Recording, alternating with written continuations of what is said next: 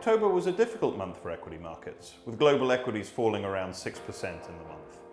We saw concerns about US interest rates, trade tensions, and the possibility of weaker economic growth, all playing a role in a change in risk appetite.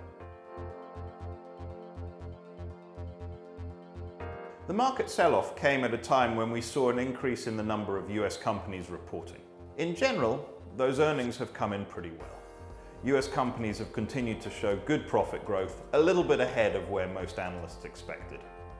The concerns, perhaps coming forward, are that growth for US corporate earnings in the future, in the next couple of quarters, won't be quite as strong as we've seen in the past.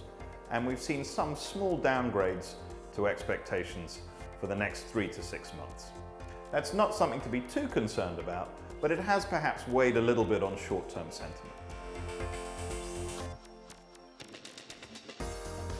US policymakers are having a tough time. On the one hand, they don't want inflation to get out of control, but they also want to try and keep economic growth relatively strong. And some of that tension was reflected in some of the market volatility that we saw in October. There's a concern that US policymakers might tighten monetary policy too aggressively in 2019 and cut off economic growth. Our view is that policymakers will probably get it just about right. Hike rates enough so that inflation doesn't get out of control, but still keep economic growth relatively decent.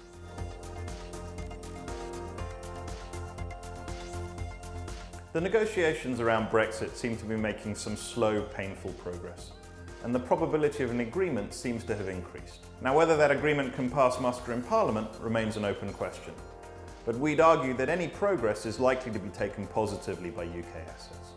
What has that meant for portfolios? Well, in the latest rebalancing, we've increased the weight of sterling in our portfolios, which, as you know, are generally globally diversified. That means that we're trying to hedge against the possibility that sterling will increase in value quite sharply as a result of an agreement. That's just part of the risk management process that we continually go through when we manage these portfolios.